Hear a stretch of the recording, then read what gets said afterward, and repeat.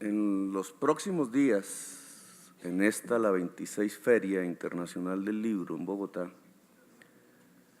se va a presentar un libro que me regalaron hace 2 días, apenas lo he hojeado, de Gustavo Castro Caicedo, escritor zipaquireño,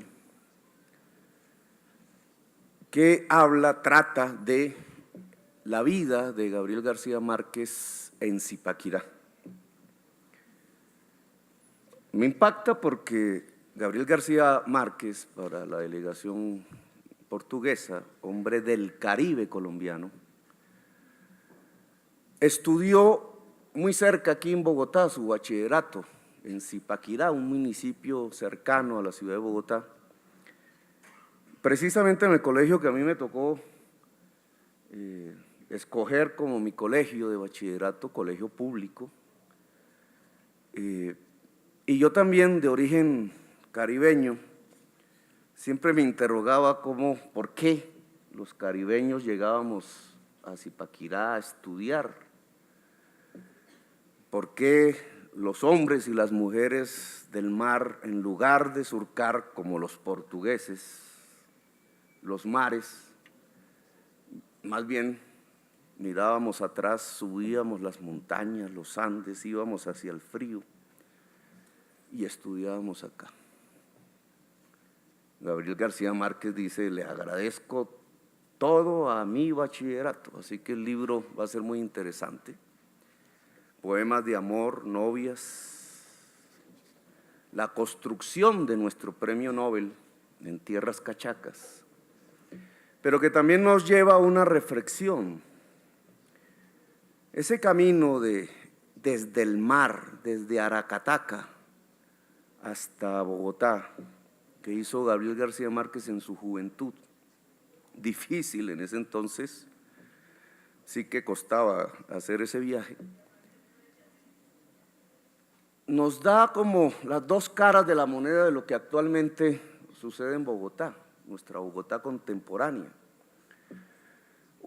Nuestro principal problema, y es que esos centenares de kilómetros que separan el mar de Bogotá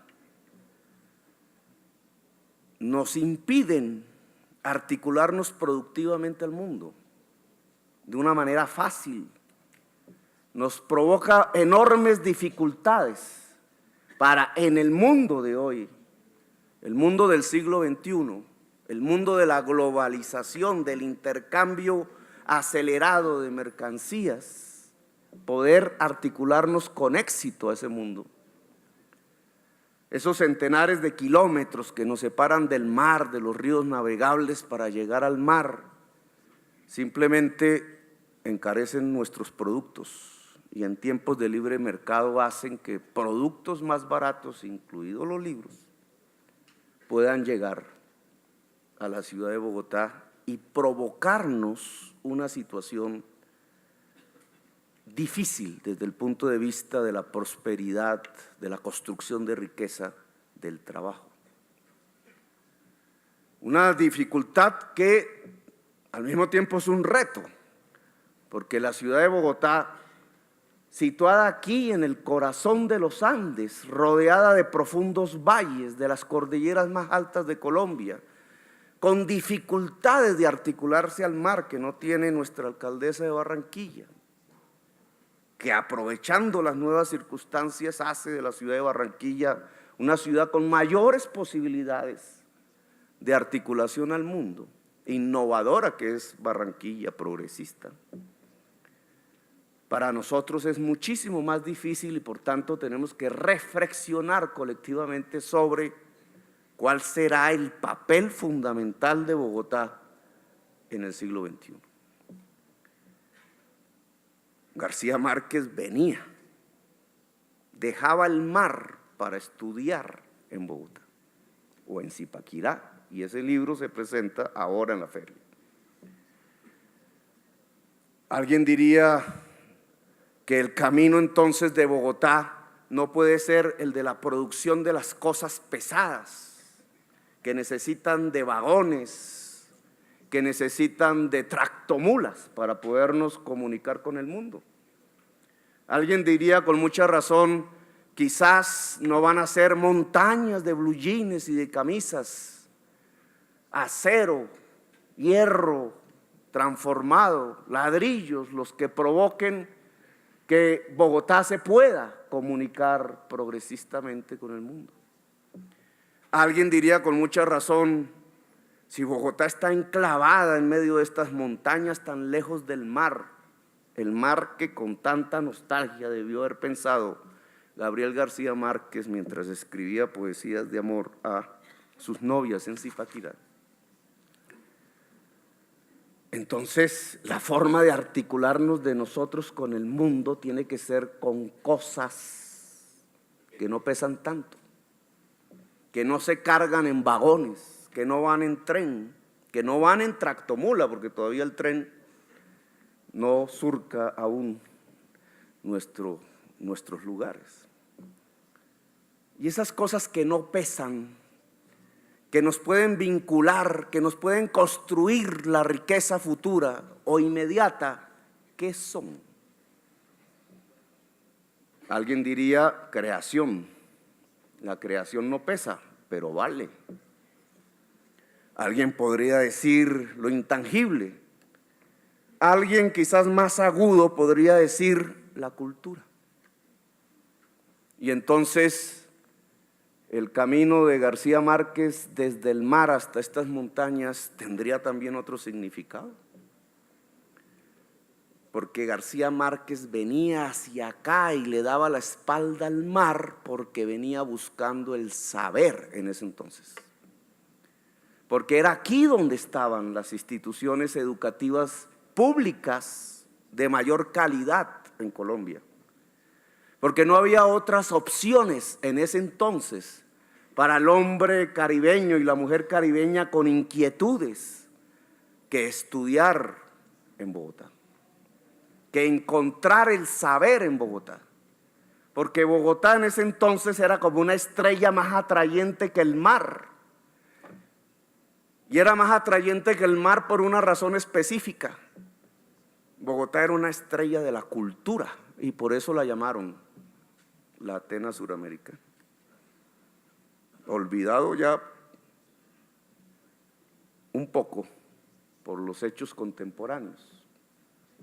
García Márquez nos muestra una solución en su vida al problema que hoy afronta Bogotá porque no está cerca al mar.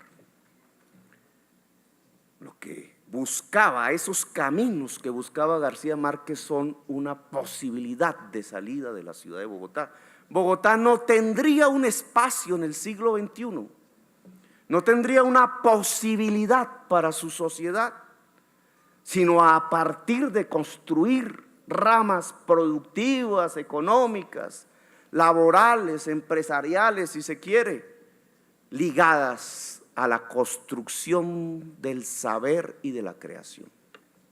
La creación como es en el siglo XXI, el software, el audiovisual, las telecomunicaciones, lo que no pesa, pero también la palabra, indudablemente.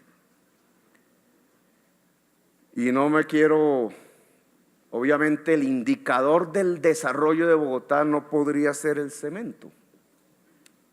No podríamos medir el desarrollo de la cultura en términos de número de bultos vendidos de cemento en Bogotá. Pero no me quiero volver enemigo del cemento. Estas palabras no es para decir que entonces el cemento no es válido. De paso, señor presidente de la República,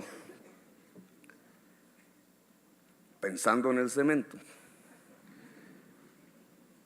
las principales obras civiles de construcción, obras públicas civiles, en una cuantía de varios miles de millones de dólares, que podrían significar solucionar los problemas estratégicos de la movilidad de Bogotá. Problemas de corto plazo, indudablemente. Hoy dependen del Consejo Distrital. Ustedes lanzaron el programa de reactivación económica. Bogotá quiere ayudar. Y la mejor manera de ayudarlos y de ayudarnos nosotros mismos, porque obviamente estamos en el mismo país, la suerte de Colombia, la suerte de Bogotá y viceversa, es que esas obras públicas se puedan realizar. Están los estudios ya. Queremos endeudarnos, tenemos la capacidad de endeudamiento, esos capitales pueden llegar ya. Solucionarían problemas de movilidad, son estratégicas. Es el acumulado de 20, 30 años de pensar la movilidad en esta ciudad. Solo falta que los partidos que llaman de la Unidad Nacional voten en el Consejo el proyecto y podríamos ayudar.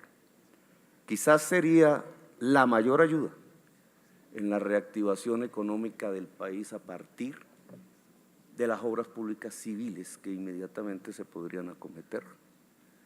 Pero quiero escaparme del cemento y volver a la cultura. Claro que Bogotá necesita movilidad ya, pero la cultura es lo único que nos va a posibilitar en el futuro articularnos productivamente con el mundo. Y Bogotá tiene algo especial para ello, y con esto terminaría mis palabras. Bogotá es el producto histórico de las violencias de Colombia. Así se construyó. Es una historia que empieza por la primera conquista y que ustedes pueden ver arquitectónicamente como los anillos del árbol, en la medida en que crece el árbol, que inicia con su ciclo español y después el francés, embajador, y después el inglés, y después el norteamericano, y después los barrios de los desplazados de regiones y regiones de Colombia que fueron construyendo esta ciudad, incluso antes de que nosotros naciéramos. De la Estrada, Santa Isabel, de los boyacenses, los barrios de los tolimenses, después los barrios de los caribeños, de los afros, después los indígenas, todos desplazados. Han venido, incluso las mafias y su arquitectura, han venido construyendo esta ciudad. Esta es una ciudad que ya no podríamos calificar como una ciudad andina. Ni siquiera la mixtura de García Márquez en sus tiempos mozos de articulación de los Andes con el Caribe. Esta es una ciudad de la diversidad. Y no solamente porque se produce la gran confluencia de las culturas colombianas, que este país es el cuarto país del mundo en diversidad lingüística, así no creamos, y es el segundo país del mundo en diversidad natural. Luego es evidente que nuestras posibilidades de desarrollo se articulan alrededor de la palabra diversidad, sino que además Bogotá ha logrado con mucho esfuerzo, pero de manera contundente, articularse al mundo, a las culturas del mundo, y es una ciudad cosmopolita como muy pocas en América Latina. Y ese mundo de diversidad cultural nos da la riqueza, la posibilidad de explorar los nuevos mundos económicos productivos que permitan que esta ciudad sea en el siglo XXI. Y por eso esta feria se nos vuelve cada vez más importante. La recuerdo, espero no equivocarme en mi historia, porque yo era estudiante universitario, venía de Zipaquirá y como me tocaba caminar desde la Caracas hasta el externado, que eran como 20 cuadras en pendiente, siempre había un momento en el año en que en el Parque Santander, carrera séptima, se reunían las editoriales colombianas que eran hechas por muchachos como yo en ese entonces. La Oveja Negra, Editorial La Pulga. Siglo XXI era la más poderosa, que llegaba de otros lados. Otras muchas. Lealón, me acuerdo, de Medellín, vendían en su mayoría libros de izquierda, porque la mayoría de los compradores éramos muchachos de izquierda. En caseticas, como vendedores ambulantes casi, buscando el libro revendido porque era más barato.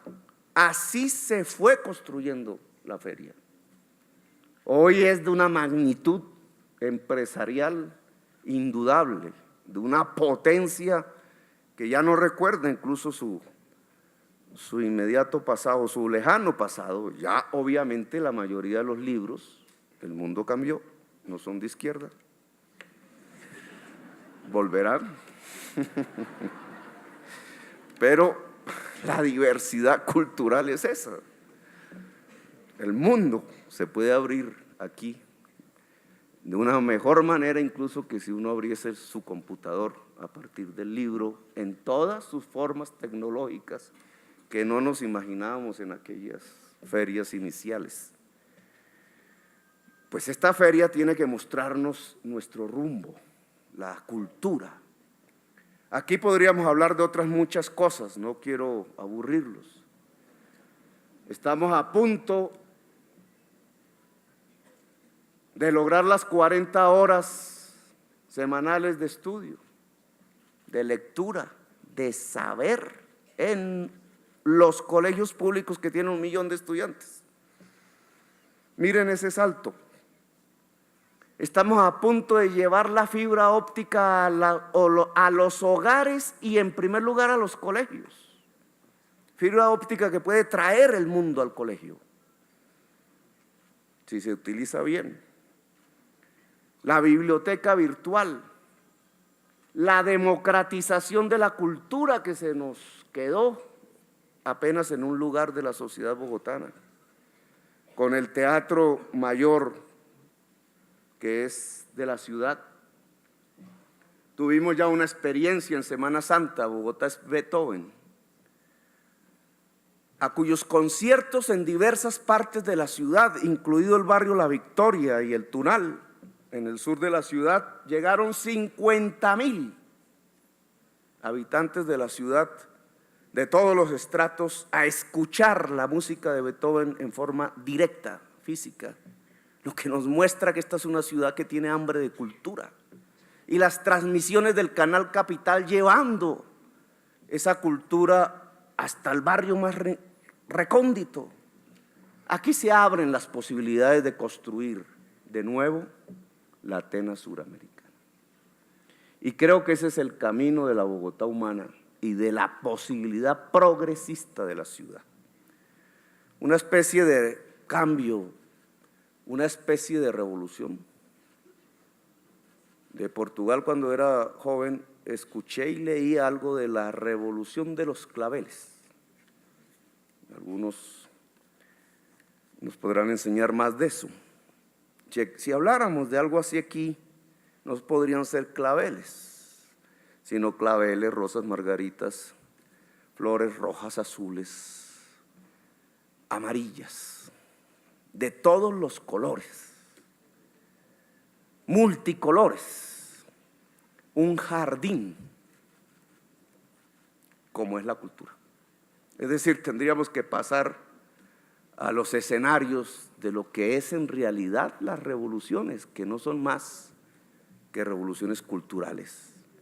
En el fondo, revoluciones de la palabra, palabras, el idioma portugués, lengua hermana. Allá existió una revolución de los claveles.